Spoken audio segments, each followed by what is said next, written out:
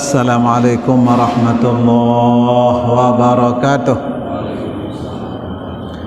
Innal hamdalillah nahmaduhu wa nasta'inuhu wa nastahdihi wa na'udzu billahi min shururi anfusina wa sayyiati a'malina. May yahdihillahu fala mudilla lahu wa may yudlilhu fala hadiya lahu.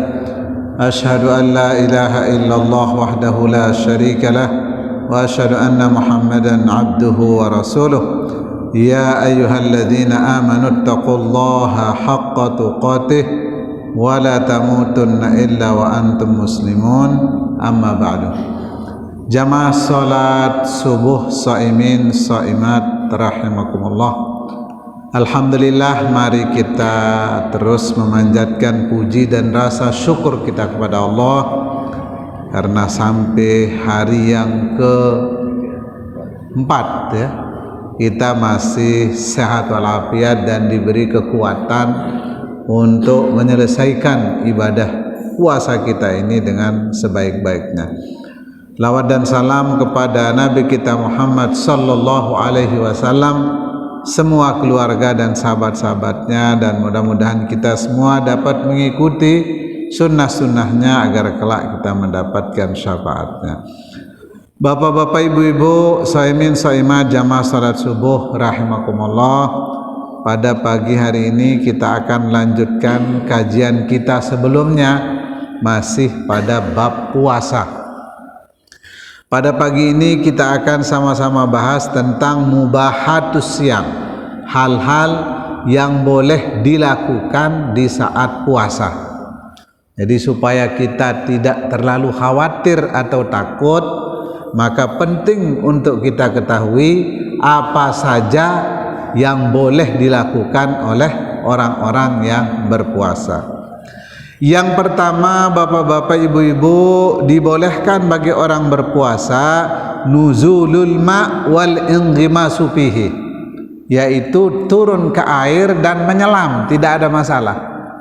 Jadi berenang di bulan puasa itu boleh, asalkan bisa menjaga air masuk di tenggorokan atau melalui hidung dan seterusnya. Kenapa? Karena ada hadis riwayat Abu Bakar bin Abdurrahman bahwa sebagian sahabat Nabi sallallahu alaihi wasallam annahu haddatsahu faqala walaqad ra'aitu Rasulullah sallallahu alaihi wasallam. Jadi saya melihat Nabi sallallahu alaihi wasallam yasubbu ala ra'sihil ma. Jadi kata sahabat, saya melihat Nabi sallallahu alaihi wasallam mengguyurkan air di atas kepalanya. Wa huwa shaim, sedangkan beliau berpuasa. Kenapa? Minal atashi wal harri, itu karena haus dan karena kepanasan. Jadi Bapak Ibu, kalau terlalu haus dan terlalu panas, maka boleh kita mengguyurkan air di kepala kita. Rawahu Ahmad, hadis ini diriwayatkan oleh Imam Ahmad, wa Malik, Imam Malik juga, kemudian Imam Abu Daud dengan sanad yang sahih. Ini jadi bagi orang berpuasa tidak masalah turun di air atau menuangkan air di kepala di saat kita sangat haus dan di saat sedang panas sekali. Kemudian yang berikutnya yang dibolehkan bagi orang berpuasa adalah al-iqtihal wal qatrah, yaitu bercelak. Ini boleh bercelak. Kalau bapak-bapak, ibu-ibu, di zaman Nabi itu laki perempuan bercelak karena celak ini obat. Tapi kalau kita tidak biasa laki-laki bercelak, yang biasa itu perempuan bercelak, tapi perempuan kadang untuk kecantikan. Nah, jadi boleh kita bercelak bapak-bapak kita yang laki, tidak ada masalah. Kemudian wal qatratu, dan tetes obat tetes mata atau tetes telinga. Nih, jadi kalau sedang puasa mata kita sakit, tidak apa-apa kita tetes. Ini kenapa? Karena mata ini bukan langsung tembus ke rongga. Ini. Jadi dia walaupun ada terasa rasanya di di leher, tenggorokan, itu tidak masalah, tidak berbahaya, tidak membatalkan puasa. Jadi wal qatratu wa nahwiha, dan seumpama mimma yadkhulul ain, itu yang masuk di mata, sawaun aujada ta'muhu fi halqihi am lam yajidhu, sama ada dia terasa di tenggorokan atau tidak. Kenapa? Li'annal ain laisa manfadan ilal jaub, karena mata ini bukan langsung tembus dia ke rongga. Ini bapak-bapak ibu rahmakumullah. Dari Anas bin Malik annahu kana yaktahil wa huwa shaim. Jadi Anas bin Malik beliau bercela sedangkan beliau sedang puasa. Wa ila hadza dhahaba Syafi'iyah, ini pendapat Imam Syafi'i. Wa hakahu Ibnul Munzir juga an Atha wal Hasan wa Nukhai wal Auza'i wa Abi Hanifah wa Abu Thawr. Ini jadi juga Ibnul Munzir, Atha, Hasan, Nukhai dan Auza'i, juga Abu Hanifah. Jadi semua membolehkan bercela di saat sedang berpuasa. Nah, kemudian diriwayatkan oleh Ibnu Umar dan Anas wa Ibnu Abi Aufa minas sahabah wa madhhabu Daud. Walam yasah fi hadil bab syai'un 'anin nabi kama qala at-Tirmidzi. Nah, ini jadi sebagian dari pendapat-pendapat para ulama. Nah, kemudian yang berikutnya, yang ketiga yang dibolehkan adalah al-qublah, yaitu ciuman. Nih. Tapi ini bagi orang-orang yang bisa menahan diri. Ini karena ciuman ini ada dua, ada nafsu, ada kasih sayang. Ini. Jadi kalau karena sayang maka tidak ada masalah. Bagi siapa yang dibolehkan? Liman qadira ala dhabti nafsih, bagi orang-orang yang bisa menjaga dirinya, tidak akan terjerumus kepada yang lebih besar. Ini yaitu berhubungan di siang hari bulan suci Ramadan. Makanya kalau khawatir bapak-bapak ibu-ibu, maka sebaiknya kita pisah tidur. Ini kalau kita khawatir terjadi apa-apa di siang hari. Nah, ibunya di kamar yang lain, kita di kamar yang lain, supaya bersih puasa kita.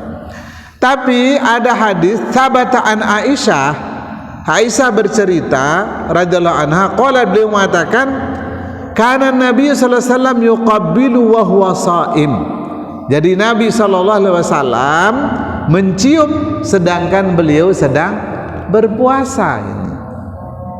Kemudian wa yubashir wa huwa shaim, beliau juga yubashir itu ya bersentuhan, berpelukan begitu. Itu termasuk mubasyarah. Wa huwa shaim, beliau juga berpuasa. Tapi kata Aisyah, wa kana amlakukum li irbihi, tapi Nabi itu orang yang paling pandai menahan diri. Ini. Jadi Nabi itu orang yang pinter, yang bisa menahan diri untuk tidak terjerumus ke dalam yang lebih jauh. Nah, kemudian ada hadis riwayat Umar radhiyallahu anhu annahu qala. Jadi Umar mengatakan, hasyastu yauman faqabbaltu wa ana shaim. Pada satu hari saya agak sedikit semangat, kata Umar. Kemudian saya mencium istri sedangkan saya sedang berpuasa. Kemudian fa'ataitu Nabi sallallahu alaihi wasallam faqultu sana'tu al-yawma amran 'aziman. Kemudian beliau datang ke Nabi dan mengatakan, "Ya Rasulullah, saya melakukan sesuatu yang besar hari ini." Kemudian apa kata beliau? "Qabbaltu wa ana shaim." Saya mencium istri sedangkan saya sedang berpuasa. Faqala Rasulullah SAW, lalu Nabi SAW bersabda, "Ara'aita law tamadmadta bima'in wa anta shaim?" Kata Nabi, bagaimana pendapatmu kalau kamu berkumur sedangkan kamu sedang puasa? Kemudian qultu la ba'sa bidzalik. Kemudian Umar mengatakan, tidak apa-apa kita berkumur sedang berpuasa. Qala fafima. Kemudian kata Nabi, sabda Nabi, ya begitu juga, yaitu orang ciuman tidak membatalkan puasa, itu sama seperti berkumur.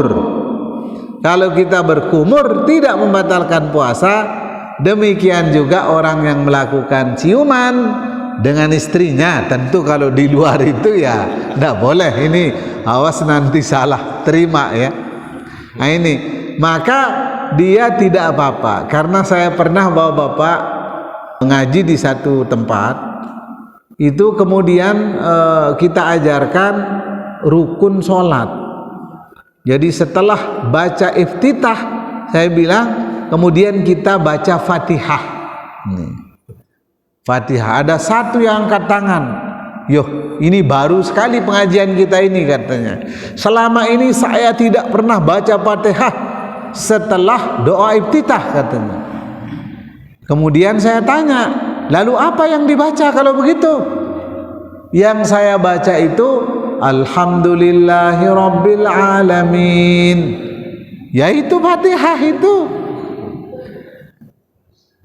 Maksud pemahamannya dia itu, dia tidak pernah mengatakan Al-Fatihah Bismillahirrahmanirrahim, begitu. Jadi jangan sampai ini. Jadi maksud saya bapak-bapak, ibu-ibu, jadi mencium ini suami istri ya, di saat bulan puasa sama seperti berkumur, itu tidak membatalkan puasa. Akan tetapi kalau tidak mampu menjaga diri, maka sebaiknya jangan dilakukan. Nah, karena kalau terjadi, maka harus puasa 2 bulan berturut-turut. Misalnya sudah kalau 2 bulan berturut-turut berarti 60 hari. Misalnya 59 hari putus, harus mulai dari awal lagi. Ini jadi berat sekali. Maka sebaiknya kita menjauh, terutama anak-anak kita, semeton-semeton kita yang baru menikah. Nah ini harus agak jauh sedikit, karena khawatir nanti terjerumus ke hal-hal yang tidak diinginkan. Nah kemudian yang berikutnya yang boleh dilakukan adalah al-huknatu, yaitu suntikan. Jadi baik suntik melalui belakang atau impus, dimasukkan impus yang sakit. Dia tidak mau membatalkan puasanya, misalnya tetap puasa, tetap minta diimpus, maka tidak membatalkan puasa. Mutlakan sama saja, akanat litakdhiyah am li ghairiha, wa sawa'un akanat fil uruq thumma tahta al jild fa innaha wa in wasalat ila al jawb fa innaha tasilu ilaihi min ghairil manfadil mu'tad. Itu. Jadi sama ada suntikan apa saja, itu tetap dibolehkan di siang hari bulan suci Ramadan. Ini bagi orang yang tidak mau membatalkan puasanya. Tapi kalau orang sakit diberi keringanan untuk tidak puasa, ini tidak ada masalah. Mereka tidak puasa tapi nanti wajib mengganti pada hari yang lain. Tapi kalau juga tidak mau, maka boleh dia berimpus, boleh dia berobat melalui suntikan, tidak ada masalah. karena tidak melalui rongga ini. Nah, kecuali pemberian makan lewat hidung, pemberian makan lewat mulut, maka batal ini. Misalnya ada orang sakit dikasih bubur lewat mulutnya, lewat hidungnya, ya batal ini, karena dianggap sudah makan. Nah, kemudian yang kelima yang dibolehkan bagi orang berpuasa adalah al-hijamah, boleh berbekam. Jadi Bapak Ibu, bekam ini sangat bagus sekali. Kalau bisa sekali 2 minggu atau sekali sebulan itu kita rutin berbekam. Dan kalau itu kebiasaan kita dan jadwalnya di bulan puasa, maka tidak ada masalah untuk kita berbekam mengeluarkan darah kotor ini dari bawah kulit kita ini. Jadi tidak ada masalah, baik dibekam di semua tubuh kita, itu tidak membatalkan puasa. Kenapa Bapak Ibu rahimakumullah? Faqadih tajaman Nabi sallallahu alaihi wasallam wa huwa shaim. Jadi Nabi sallallahu alaihi wasallam itu berbekam sedangkan beliau sedang berpuasa. Kemudian yang berikutnya, yang keenam yang dibolehkan di saat puasa adalah al-madmadatu wal istinsyaq, berkumur dan memasukkan air ke dalam hidung, tapi dimakruhkan mubalaghah. Mubalaghah itu dimakruhkan kalau terlalu dalam. Jadi jangan terlalu dalam menghirupnya sehingga air masuk ke hidung. Ini tidak disunahkan. Ini kalau di luar puasa disunahkan kita mubalaghah, tapi di luar itu kita tidak disunahkan. Ini illa annahu yukrah al mubalaghah fihima. Jadi dimakruhkan ketika mubalaghah berlebihan itu di dalam istinsyak atau memasukkan air ke dalam hidung. Kemudian yang ketujuh Bapak Ibu, yang dibolehkan bagi orang berpuasa adalah wa kadza yubahu lahu ma la yumkin al-ihtiraz anhu qabil irriq. Jadi sesuatu yang sulit kita tahan boleh. Seperti apa? Bal'ur riq, yaitu menelan ludah. Nih. Jadi boleh Bapak-bapak kita telan ludah kita di saat berpuasa. Karena kalau dibuang ludah ini kering tenggorokan kita.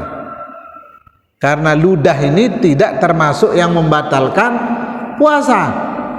Karena itu boleh ditelan.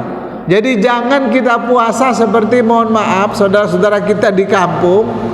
Ini dulu waktu kita di kampung itu sepanjang jelo setiap hari dari pagi sampai sore beludah doang. Di masjid ludah sampai dia bawa peludahannya itu naik ke masjid. Ini copok dia pakai, dia bawa copok, dia bawa dia ke dalam masjid, apalagi hari Jumat itu. Ini bawa ulek kita. Ini ekek kelihatannya karena bepuh-puh ini pada hari Jumat. Nah, ini tidak dianjurkan karena boleh menelan ludah. Jadi kalau ada sesuatu yang tidak bisa tertelan, misalnya dahak keluar, kan ada pakaian kita untuk kita ini tampung dia. Nih kalau ini kemudian usut-usut sekedik, ini supaya jangan terlalu ini. Kemudian ini kecuali kalau bawa tisu, nah ini akan lebih bagus ya. Tapi kalau tidak maka menggunakan pakaian kita. Kemudian yang kedua, pada 7 ini yang dibolehkan wa gubarut tariq, yaitu debu-debu jalanan. Ini karena sulit kita jaga, tidak ada masalah. Kemudian wa gharbalatid daqiq, demikian juga kalau kita ngerok tepung Jadi yang terbang-terbang itu nggak ada masalah, termasuk asap. Jadi kalau kita lewat ada asap, ya ini apalagi asapnya panjang, kalau kita tutup ya bisa pingsan kita, nggak ada masalah kita lewat. Yang tidak boleh itu mengejar asap rokok. Ini ada orang mudut lepalik misalnya, ini yang ndak boleh. Ini bapak-bapak, ibu-ibu rahimakumullah. Nah, kemudian yang berikutnya, dibolehkan bagi orang berpuasa an ya'kula wa yashrab wa yujami' hatta yatlu al-fajri. Jadi boleh bagi kita yang puasa itu makan, minum, berhubungan suami istri di malam hari sampai terbit fajar. Ini jadi pada bulan suci Ramadan itu bukan semua ndak boleh, boleh, tapi di malam hari makan, minum silahkan, kemudian berhubungan suami istri tidak masalah, tapi di malam hari. Dan kalau bisa makanan kita yang enak-enak, karper 2 ekor, kakap merah 1 ekor, kemudian ditutup dengan apel puji dan 3 biji jeruk mandarin. Lah, segar kita berpuasa di siang harinya. Nah, ini bapak-bapak, ibu-ibu rahimakumullah. Kemudian yang terakhir, yang ke-9, wa yubahu lis-shaim an yusbiha junuban, dan dibolehkan bagi orang yang puasa itu mandi junub setelah terbit fajar. Ini boleh kita mandi junubnya, tapi berhubungannya harus sebelum fajar, sebelum terbit fajar. Tapi mandinya boleh setelah terbit fajar. Jadi kalau bapak-bapak kebetulan berhubungan suami istri mau dekat sahur, kemudian setelah itu boleh kita makan sahur. Setelah makan sahur sudah azan, nah bersiap-siap, setelah azan baru mandi, tidak ada masalah. Ini setelah azan kita mandi. Nah, atau dia berhubungan di awal malam, kemudian boleh dia bersahur sekalipun dalam keadaan junub dan mandi setelah subuh, boleh. Maksudnya setelah terbit fajar supaya bisa sholat subuh berjamaah. Ini begitu bapak-bapak, ibu-ibu rahmakumullah. Nah, kemudian yang terakhir, yang ke-10, wal haid wan nufasa idzan qata'ad dama minal lail jaza lahuma ta'khirul ghusli ila subuh. Demikian juga orang nifas, orang haid itu boleh mandinya begitu terbit fajar. Nah, kemudian begitu darahnya sudah selesai, boleh dia makan sahur sekalipun belum mandi, dan boleh berniat puasa besok pagi sekalipun belum mandi. Dan nanti kemudian pas mau sholat subuh, di situ dia mandi. Nah, ini bapak-bapak, ibu-ibu, hal-hal yang dibolehkan bagi orang-orang berpuasa. Jadi mudah-mudahan dengan menerima materi ini, bapak-bapak, ibu-ibu, kita sudah memahami bersama hal-hal yang boleh dilakukan di saat puasa, sehingga kita tidak ragu-ragu melakukannya. Jadi saya kira itu bapak-bapak, ibu-ibu, pengajian kita pada pagi hari ini semoga ada manfaatnya untuk kita semua. Subhanakallahumma wa bihamdika asyhadu an la ilaha illa anta astaghfiruka wa atubu ilaik. Wassalamualaikum warahmatullahi wabarakatuh.